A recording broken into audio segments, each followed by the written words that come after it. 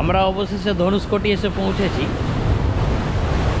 একদম সমুদ্রের দুই দিকে কিনারা, অসাধারণ জায়গা, দেখলেই বোঝা যাবে যে কত সুন্দর। এইদিকে পাথর দিয়ে চারিদিক বাঁধানো, একদম সমুদ্রের জলগুলো একদম মারছে, কোনো বালি টালি নেই এখানে। আবার রাস্তার ওপারটাতেও সমুদ্র, এপারটাতেও সমুদ্র, দুই দিকেই সমুদ্র। এই সমান মধ্যে দিয়ে রাস্তা চলে গেছে, আর ওই দিকটা পুরোটা সমুদ্র। ওইখানে আমাদের গাড়ি লেগে আছে, আর এবারটাও সমুদ্র। শুধু সমুদ্রের জলটা বাপরে প্রচণ্ড। পুরীর সমুদ্রের মতো অত শান্তশিষ্ট নয়, একদম দিগন্ত সমুদ্র। আজকে রোদের তাপটা অনেক কম, কালকে বৃষ্টি হওয়ার জন্য এখনও আকাশে মেঘ আছে অল্প অল্প। পরিবেশটা অসাধারণ হয়েছে, প্রচুর লোক ছবি তুলছে, আমরাও ছবি তুলবো, তার আগে ভিডিও করব। ভিডিওটা অসাধারণ একটা পরিবেশের মধ্যে, হ্যাঁ, মনোমুগ্ধকর পরিবেশ। হ্যাঁ, এই পিছন থেকে আমরা এলাম, ওই সোজা রাস্তা, একদম ওই রাস্তা ধরে আমরা এলাম, ওইটা লাইট হাউস, ওই সোজা চলে এলাম। তারপরে ওই লাইট হাউসটার পর থেকে আর কোনো দোকানপাট নেই, একদম পুরো এই রাস্তা ধরে চলে গেছে। ওইখানে গিয়ে একটা ইউটার্ন আছে, ওই ইউটার্নে গাড়িটাকে ঘুরিয়ে নেওয়ার জন্য, চাইলে এখানেও ঘুরিয়ে নেওয়া যেতে পারে, সেটা নয়।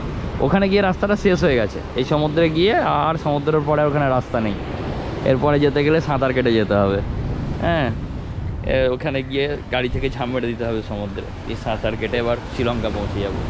ঠিক আছে, যাই হোক, দেখো এইদিকে সব পাথর দেওয়া আছে, বড় বড় পাথর দেওয়া আছে, খুব সাবধানে চলাফেরা করতে হবে। কিন্তু জায়গাগুলো পাথর দিয়েছে এই কারণ সমুদ্রের ঢেউটা অত্যন্ত শক্ত।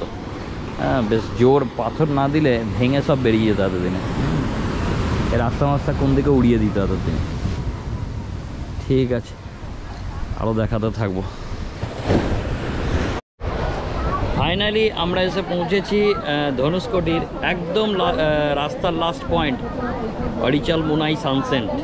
মানে ওই যে রাস্তাটা যেটা এসে শেষ হলো, ওইখান দিয়ে রাস্তাটা ঢুকলো, রাস্তাটা ঢুকে এইখানটায় এসে রাস্তাটা শেষ হয়ে গেল।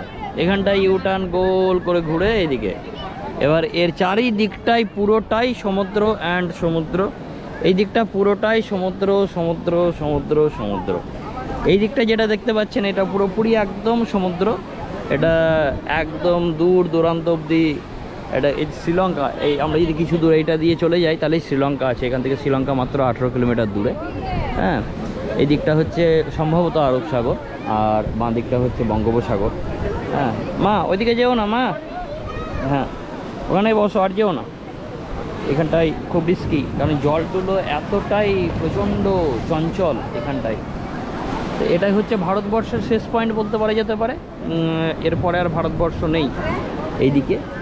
আর এটাকে সানসেট পয়েন্ট বলছি কারণ এখান থেকে সূর্য অস্তটা খুব সুন্দর লাগে দেখতে। এদিকটা হচ্ছে পশ্চিম দিক, আর একটু পরে এখানটাই সানসেট হবে। এখনও সূর্য অস্ত যায়নি, তবে আমরা বিকেলেই এসেছি এখানে। পুরোটা আমি একবার দেখিয়ে দিই উপর থেকে, তাহলে দেখতে খুব ভালো লাগবে। এই হচ্ছে পুরো পয়েন্ট।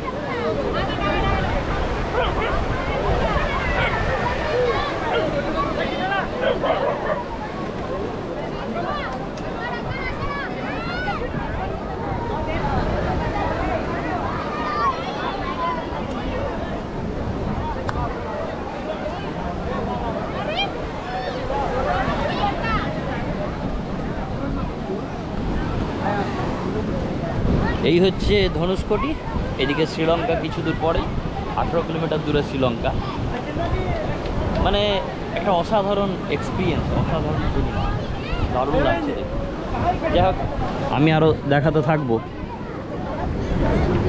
মানে যেন মনে হচ্ছে সবসময় ভিডিওটা করেই যায় যতক্ষণ আছি, এত সুন্দর লাগছে এখন জায়গাটা।